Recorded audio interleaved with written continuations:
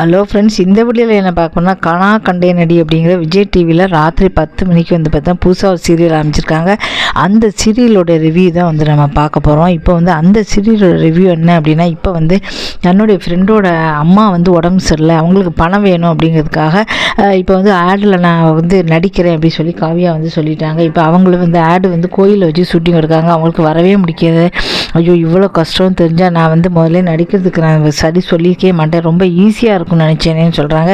ரொம்ப ஈஸி தான் மேடம் அப்படி சொல்லி வந்து நீங்கள் கவலையே படாதீங்க, நீங்கள் வந்து நல்லா நடிக்கலான்னு வந்து நடிக்க சொல்லி கொடுக்குறாரு. அதே மாதிரி சொல்லி கொடுத்த உடனே சூப்பராக நடிச்சிடுறாங்க. உடனே பாராட்டுறாரு, நீங்கள் ரொம்ப சூப்பராக நடிச்சிருக்கீங்க அப்படின்னு, இதுக்கெல்லாம் காரணம் நீங்கள் தான் அப்படி சொல்லி கை கொடுக்குறாங்க. இதுக்கப்புறம் அவர் மேலே காதல் வரப்போகுதா, உண்மையிலே வந்து பார்த்தீங்கன்னா 2 பேரும் காதலிக்கிறா அப்படின்னு நினச்சி வந்து சொல்லிக்கிட்டு இருக்காரு. அதனால் உண்மையிலே காதல் வரப்போகுதா அப்படிங்கிறத பொறுத்து வந்து பார்க்கலாம். இதுக்கு அடுத்து சின்ன மருமகள் அப்படிங்கிற தொடரில் வந்து என்ன போட போகிறாங்க பார்க்க போகிறோம். வேணுனே வந்து பார்த்தீங்கன்னா தாமரைக்கு வந்து பார்த்தீங்கன்னா கல்யாணம் நடக்கக்கூடாது அப்படின்னு சொல்லிட்டு வேணுனே வந்து பார்த்திங்கன்னா அவங்களோட அத்தை வந்து ஒரு திட்டம் வந்து போடுறாங்க. அவங்க என்ன பண்ணுறாங்க அப்படின்னா, வேணுனே வந்து பார்த்திங்கன்னா ஒரு பிச்சைக்காரனை வந்து பார்த்திங்கன்னா ஒரு கோடீஸ்வரன் மாதிரி வந்து செட்டப் பண்ணி வச்சு காதலிக்கிற மாதிரி சொல்கிறாங்க. அவனும் தாமரை இப்போ காதலிக்கிறேன்னு சொல்கிறாங்க. ஆனால் மாமா வந்து ஒரு மாப்பிள்ளை வந்து பார்த்தீங்கன்னா ஒரு ஸ்கூலில் டீச்சராக இருக்கார் சொல்லி ஏற்பாடு பண்ணிட்டாங்க. இப்போ வந்து நான் கூட்டிகிட்டு போகிறேன்னு சொல்லி கூட்டிகிட்டு போய் கோயிலில் கல்யாணத்துக்குண்டான எல்லா ஏற்பாடும் நடந்து போச்சு. இதே சமயம் இங்கே வந்து தாமரை தவிச்சுக்கிட்டு இருக்காங்க. ஐயோ இப்போ என்ன பண்ணுறது தெரியல, இவன் கழுத்தில் தான் தாலி கட்டி கட்டிடுவானே, இப்போ அவன் தான் வேணும் கோடீஸ்வரன் நினச்சி துடிச்சிக்கிட்டு இருக்காங்க. இப்போ வந்து வீட்டுக்கு வாங்க தாலி கட்டணும்னு சொல்கிறாங்க. தாமரை வந்துட்டு இருக்காங்க. ஒருவேளை அவன் தான் உண்மை நினச்சி, அவன் உண்மையிலே ஒரு கோடீஸ்வரன் நினச்சி இந்த மண்டபத்தை விட்டு ஓட போகிறாங்களா, இல்லை வந்து இப்போ இந்த டீச்சர் கூடயே பரவாயில்லை சொல்லி கல்யாணம் இருந்துச்சுன்னா அவங்க வாழ்க்கை வந்து நல்லாயிருக்கும், இல்லை நான் ஓடுறேன்னு சொல்லிட்டு அவங்க ஓடிட்டாங்க அப்படின்னா கண்டிப்பாக அது வந்து ஒரு பிச்சைக்காரன். நான் மொபைலுக்கு வந்து நான் ஃபோன் பண்ணி பார்க்குறேன்னு சொல்லி ஃபோன் பண்ணுறாங்க, சுவிட்ச் ஆஃப்னு வருது. அதனால் என்ன செய்ய போகிறாங்க, அவங்க என்ன முடிவு எடுக்க போகிறாங்க அப்படின்னு வந்து தெரியல. ஏன்னா இதில் தான் அவங்க வாழ்க்கையே வந்து அடங்கியிருக்கு. சித்தி வந்து ரொம்ப சந்தோஷப்பட்டுக்கிறாங்க. இதுக்கப்புறம் என்ன நடக்க போகுது அப்படிங்கிறத பொறுத்து வந்து பார்க்கலாம். ஐயனார் துணை அப்படிங்கிற சீரியல் என்ன போட போகிறாங்க பார்க்க போகிறோம். இது எல்லாமே அடுத்த வாரம் திங்கட்கிழமையிலேருந்து போட போகிற சீரியல். அதில் வந்து இப்போ நல்லபடியாக இந்த சீரியல் வந்து போய்கிட்டு இருக்கா. அதில் என்னாச்சு அப்படின்னா, இப்போ வந்து பார்த்தீங்கன்னா எல்லாருமே வீட்டை விட்டு வெளியிட்டாங்க. உயிலை எழுதி வச்சுருப்பாங்க. அதனால் அந்த உயிலை எடுக்கலாம்னு சொல்லி சோழன் வந்து நிலாவும் போகிறாங்க. யாருக்கும் தெரியாது, நான் வெளியில் வந்து நிற்கிறேன், நீ வந்து போன்னு சொல்லி 2 பேரும் கையை பிடிச்சி ஒரு வழியாக கேட்டை குதித்து வந்து உள்ளே போயிடறாங்க. நான் உள்ளே போய் தேடுறேன்னு சொல்லி சோழன் வந்து தேடிக்கிட்டு இருக்காரு. அதே சமயம் அவங்க பெரியப்பாவெல்லாம் வந்து பார்த்தோன்னா டார்ச் லைட் அடிச்சுட்டு அங்கேயிருந்து வந்துக்கிட்டு இருக்காரு. நிலா யாராவது வந்தாங்கன்னா நீ சொல்லு அப்படின்னு சொல்கிறாங்க. உயிலை தேடி கண்டுபிடிச்சிருக்காங்க. உயில் கிடச்சிருச்சு அப்படின்னா கண்டிப்பாக அதை வச்சு வந்து கோர்ட்டில் காட்டி இந்த வீடு இவங்களுக்கு தான் அப்படி சொல்லி வந்துடும். ஆனால் இது இப்போ வந்து நிலா தான் அதை சொல்லியிருக்காங்க. இதுக்கப்புறம் இந்த வீடு கிடைக்குமா கிடைக்காதா அப்படிங்கிறத பொறுத்து வந்து பார்க்கலாம். இந்த வீடியோ பிடிச்சி இன்னும் வந்து இதுக்கு அடுத்த சீரியல் வந்து நம்ம பார்க்கலாம்.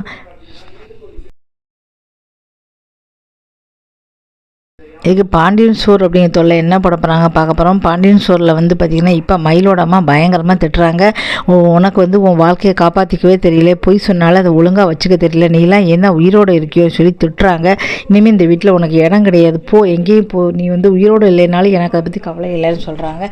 இதனால் மனம் அடைஞ்சு அழுதுகிட்டே இருக்காங்க. நேராக வீட்டுக்கு வராங்க. சரவணன்கிட்ட வந்து சொல்கிறாங்க, கடைக்கு வந்து வராங்க. உடனே சரவணன், நீ எவ்வளோ பெரிய பொய் சொல்லி, உன்னை நம்பி நான் எப்படி உங்கூட கொடுத்துட வாழ முடியும், அதனால் உன் சங்காத்துமே எனக்கு வேணாம், இந்த பக்கமே வராது, எது பேசுகிறதா இருந்தாலும் இந்த கடைக்கு வராது, இனிமேல் கோர்ட்டுக்கு வா அப்படின்னு சொல்லி அனுப்பி விட்டுறாரு.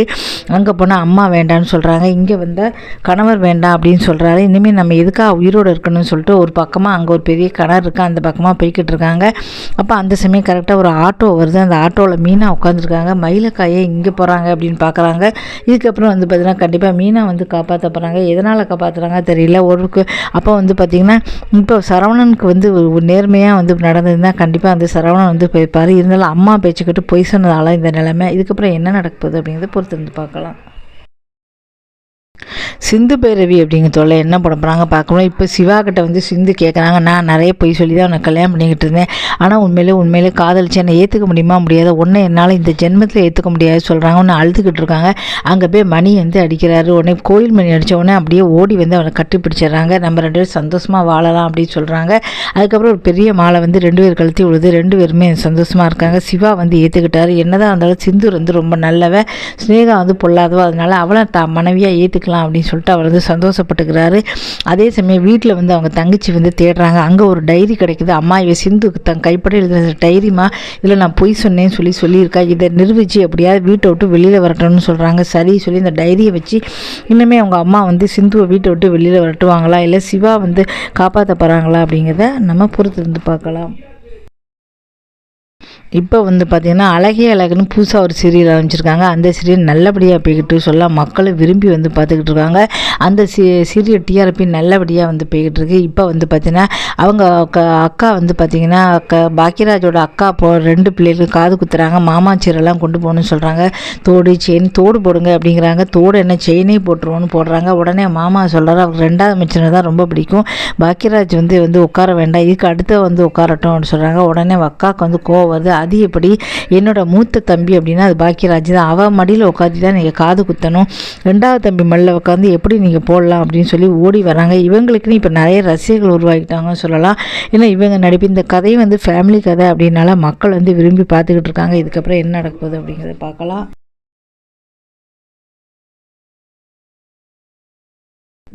தனம் அப்படிங்கிற சீரியலில் என்ன பட போகிறாங்க பார்க்குறோம். ஒரு வழியாக கதிர் வந்து காதலிச்சு தனத்தை வந்து கல்யாணம் பண்ணிக்கிட்டாரு. அவளுக்கு வந்து ஆதரவாக இருக்கார்.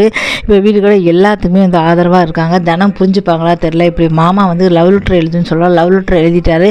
ஆனால் வந்து பயமாக இருக்குது, எப்படி கொடுக்குதுன்னு தெரியலையே அப்படி சொல்லிட்டு நேரவே ஆட்டோவில் வச்சுட்டு ஓடி வந்துடுறாரு. இந்த லெட்டரை பார்ப்பாங்க, கண்டிப்பாக நம்ம கூட சேருவாங்க சொல்லி வச்சுட்டு வந்தார். தினமும் வந்து நேரம் வந்து ஆட்டோவில் உட்காராங்க. அந்த லெட்டரை பிரித்து பார்க்குறாங்க. இதுக்கப்புறம் இவர் மனசை வந்து பார்த்தீங்கன்னா உண்மையிலே வந்து பார்த்தீங்கன்னா ஒரு கணவர் வந்து எவ்வளோ ஆதரவாக இருக்க முடியுமோ அந்த அளவுக்கு கதிர் வந்து ஆதரவாக இருக்கார். அதை புரிஞ்சுக்கிட்டு இவங்க கூட சேர்ந்துருப்பாங்களா, இவங்க காதலை ஏற்றுப்பாங்களா அப்படிங்கிறத பொறுத்து வந்து பார்ப்போம். இப்போ வந்து பார்த்தீங்கன்னா 6-7 சீரியலோட ரிவ்யூ போட்டிருக்கேன். தொடர்ந்து ஆதரவு கொடுங்க. கொடுத்தா மட்டும்தான் வந்து மானிட்டைசேஷன் வாங்க முடியும். நன்றி, வணக்கம்.